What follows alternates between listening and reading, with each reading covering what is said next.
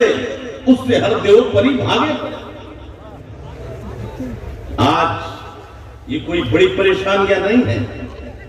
اس سے پہلے بھی دور آئے کہ کل 313 تھے کہ لرزتا تھا زمانہ. وجہ کیا تھی؟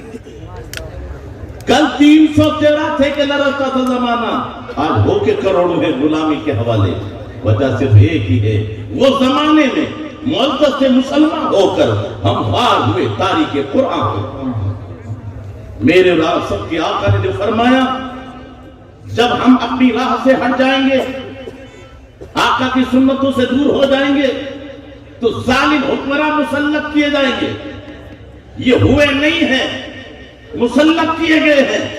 آج بھی اپنی روش بدل دو. جب میں کہتا ہوں یا اللہ میرے احوال دیکھ، حکم ہوتا ہے اپنے نام اعمال دیکھ. شرابی تو ہے، کبابی تو ہے، زنا تیرے پاس، بے شرمی تیرے پاس، جتنی دولت ہے عریانیت تیرے گھروں میں، ہاں ملاوٹ تیرے پاس، دغابازی تیرے پاس، بڑوں کا عزت تو نے کھو دیا. کون سی بیماری ہے جو آج ہم میں نہیں؟ ورنہ کون نہیں جانتا، ایک چھوٹا سا علاقہ اور وہاں پیشن گوئی ہوتی ہے.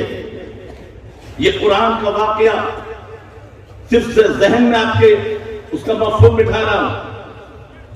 ایک بچہ پیدا ہوگا، فرعون کا تخت تاراج ہو جائے گا. وہ کہتا میں پیدا ہی نہیں ہونے دوں گا. ایک چھوٹا سا ایریا ہے، پابندی لگا دی، کوئی اپنی عورت کے پاس بنی اسرائیل میں سے نہیں جائے گا. اور جو عورت حاملہ ہے ان کے اگر لڑکا پیدا ہو تو ذبح کر دو، لڑکی ہو تو زندہ چھوڑ دو. 70,000 بچے قتل کیے گئے ایک بچے کی بنا پر. لیکن قرآن سے کہہ رہا ہے لوگوں رب کے پر رب کی ذات پر یقین رکھو. وَمَن يَتَوَكَّلِ اللَّهُ فَهُوَ حَسْبُهُ، جو اللہ کی ذات پر بھروسہ کرے گا اللہ اس کے لیے کافی. یہ کہہ رہا تو میں پیدا نہیں ہونے دوں گا، اور رب کی قدرت کہہ رہی ہے ظالم میں تیرے گھر میں پنو. محبت ڈالی گئی. دائیا نے کسی تدبیر سے عمران کے گھر کوئی بچہ کاٹا جانور کا، دکھایا خون بہ رہا ہے. عمران کے گھر لڑکا پیدا ہوا ہے، میں پھینکنے جا رہی ہوں. تھوڑی دیر بعد آواز آتی ہے بچہ پیدا ہو گیا. علم نجوم والے گھر پیدا ہو گیا، شور مچا. فوج کہتی ہے ہر جگہ ہم نے خود اپنے ہاتھ سے مارا ہے. عمران کے گھر ہم نے دائی پہ اعتبار کیا ہے. چھاپا ڈالا جاتا ہے. ماں کی ممتا اچانک اس بچے کو تندور میں ڈال دیتی چھپانے کے لیے. اس میں لہریں نہیں تھی، لپٹیں نہیں تھی، انگارے تھے، لیکن اوپر لپٹ آ جاتی. فوجی دیکھتے ہیں یا تو لپٹے ہیں یا تو ہوگا نہیں، خالی ہاتھ چلے گئے. تدبیر رب نے فرمایا تم میری ذات پر بھروسہ کر کے اس بچے کو دریا میں ڈال دو، ہم واپس لوٹیں. آخرکار قصہ مختصر، آپ کی بہن دیکھتی ہے وہ صندوق اچانک ادھر مڑا جہاں فرعون اور اس کی بیوی. اس نے نکلوایا، کہا یہی بچہ ہوگا. فرعون کی بیوی کہتی ہے وہ تو بنی اسرائیل میں پیدا ہوگا، یہ تو دریا میں نہ جانے کہاں سے بہ کے آیا. ہمارے اولاد نے اولاد بنا. پھر یہ تدبیر پیدا ہوئی کہ بچہ بچانے کے لیے دائیا کے اہتمام کیا جائے. کتنی دائیا آئی. نبی پیدا ہوتے ہی عالم بھی ہوتے ہیں، عارف بھی ہوتے ہیں. جتنا دیکھا منہ موڑ لیا، کسی کا دودھ نہیں پیا. ایک عورت کہتی ہے ایک عورت بڑی صاف ستھری رہتی ہے، اس کا دودھ پی لیں گے، کہو تو لاؤ. وہ آپ کی بہن تھی.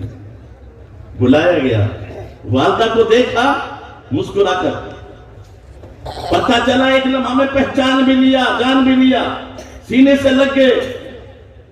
جو وعدہ ہوا تھا واپس لوٹے. اب یہ معاملہ سمجھ میں نہیں آتا یہ وجہ کیا تھی.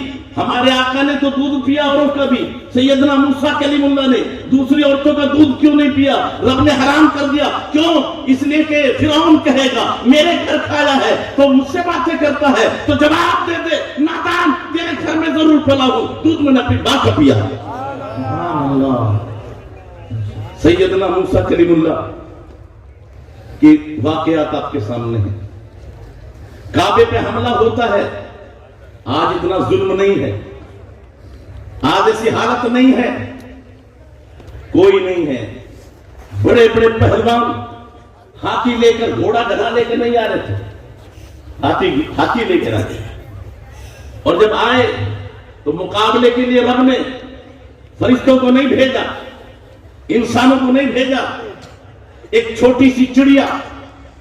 اور قرآن میں غور کرنے والوں, لا ریب ہے, اس میں شک نہیں ہے. تو جو رب ابرہا کو ابابیل سے ختم کروا سکتا ہے, وہ آج کے ظالموں کو بھی اسی طرح ختم کروا سکتا ہے. نا امید مت ہو,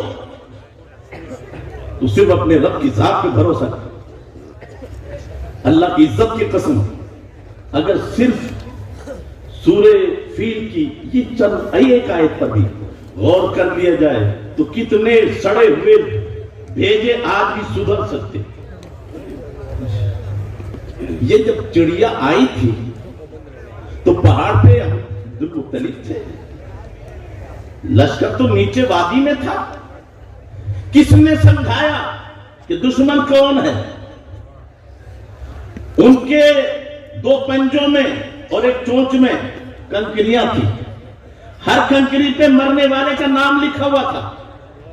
تو نام لکھنے سے پہلے ضروری ہے کہ اسے پڑھا جائے, اور پڑھ لیا جائے تو پہچانا جائے, کہیں کالوں کی بنا پر بھورے پہ نہ گر جائے.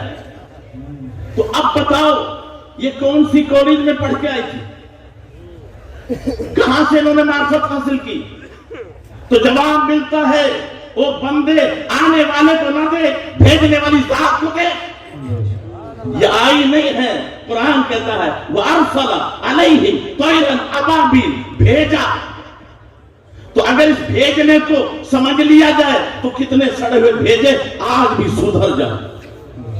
جب بھیجا ہے تو علم دے کر بھیجا ہے, بھیجا ہے تو معرفت دے کے بھیجا ہے, بھیجا ہے تو پاور دے کے بھیجا ہے. تو جو رب ابابیل کو بھیجے تو علم دے کے بھیجے, معرفت دے کے بھیجے, پاور دے کے بھیجے. تو جس رب نے آقا کو سارے جہان کے لیے رحمت عالم بنا کر بھیجا ہے, اس کو کتنا علم دیا ہوگا, کتنا پاور دیا ہوگا. تبھی تو کہا ہے اشارے سے چاند چیر دیا, ڈوبے ہو خور کو پھیر لیا, گئے ہوئے دن کو عصر کیا. یہ تاب و تما تمہارے لیے, زمین و زمان تمہارے لیے, مکین و مکہ تمہارے لیے, بنے 2 جہاں تمہارے لیے, ہم آئے یہاں تمہارے لیے, اٹھے بھی وہاں تمہارے لیے, بدن میں ہے جان تمہارے لیے, دہن میں زبان.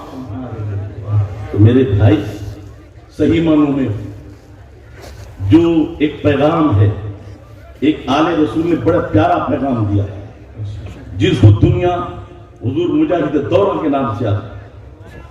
آج ہم وہ سبق بھول گئے. ہم جو ہے بزدلی یہ ہمیں نہیں سکھائی. مجاہد بن کے رہنا, شان خودداری سمجھتا ہوں, اور برائے دین جا دینا وفاداری سمجھتا ہوں. ضرورت پھر ہے ملت کو ہمارے قطرے خون کی, اور اس سے باز رہنا دی سے غداری سمجھتا. آخری بات, انہوں نے جو پیغام دیا ہے کاش ہم اس کو عمل کر جائیں. غلامی غیر کی کرنا مظفر غیر ممکن, غلامی غیر کی کرنا مظفر غیر ممکن ہے. کریں گے ہم شہنشاہی غلام مصطفیٰ بن کر. سچے غلام مصطفیٰ بن جاؤ, آج بھی کامیابی تمہارے لیے ہے. ڈاکٹر اقبال اسی کی طرف اشارہ کرتے ہیں کہ محمد سے وفا تو نے تو ہم تیرے ہیں, یہ جہاں چیز ہے کیا, لوح و قلم تیرے ہیں, وما علینا البلاغ.